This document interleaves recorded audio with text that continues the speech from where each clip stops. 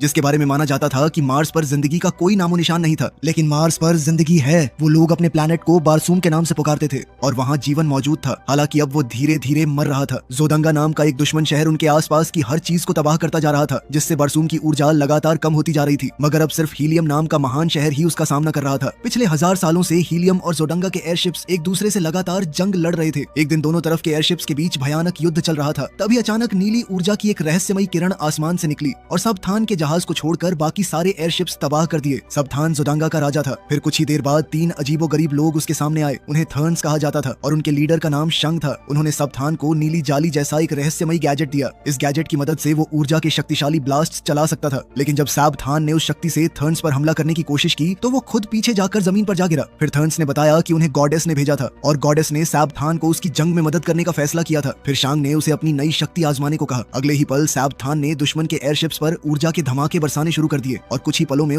उसने पूरी लड़ाई जीत ली। वहीं दूसरी तरफ साल 1881 में धरती पर जॉन न्यूयॉर्क की सड़कों पर चल रहा था। तभी अचानक उसने महसूस किया कि एक रहस्यमयी आदमी उसका पीछा कर रहा था। जॉन ने उसे चकमा देने की पूरी कोशिश की और अलग अलग रास्तों से निकलने लगा। उसके बाद वो एक दुकान पर रुक गया और एक टेलीग्राम भेजा। उसने एक्सप्रेस सर्विस चुनी क्योंकि मामला बहुत जरूरी था। कुछ समय बाद उसका भतीजा नेड वो टेलीग्राम पढ़ रहा था। उसके अंकल जॉन ने उसे तुरंत आकर उसकी मदद करने को कहा था। अब नेड बिना देर किए ट्रेन पकड़कर जॉन के घर पहुंच गया, मगर वहाँ उसकी मुलाकात एक वकील से हुई। वकील ने बताया कि जॉन की अचानक मौत हो चुकी थी और अपनी सारी संपत्ति उसने नेड के नाम कर दी थी। जॉन के शरीर को एक ऐसे क्रिप्ट के अंदर रखा गया था जिसे सिर्फ अंदर से ही खोला जा सकता था। खैर, फिर वकील ने एक पुरानी डायरी भी नेड को दी। जॉन ने सख्त हिदायत दी थी कि इस डायरी को सिर्फ नेड ही पढ़े। अब वकील के जाने के बाद नेड ने डायरी खोलकर पढ़ना शुरू किया और यहीं से कहानी हमें 13 साल पहले ले गई। अमेरिकन सिविल वॉर के बाद एरिजोना में जॉन एक मशहूर कन्फेडरेट आर्मी कैप्टन बन चुका था। अब वो सोने की तलाश में भटक रहा था, लेकिन अब तक उसके हाथ कुछ खास नहीं लगा था। वहाँ के लोकल बारटेंडर ने पहले ही जॉन को शराब देने से मना कर दिया था क्योंकि उसने अपना पुराना कर्ज नहीं चुकाया था। वहाँ बैठे कुछ लोग भी उसे बाहर निकालने की कोशिश करने लगे, लेकिन जॉन ने तुरंत उन सबसे भिड़ना शुरू कर दिया और कुछ ही पलों में उन्हें धूल चटा दी। उसके बाद उसने अपनी बंदूक निकालकर,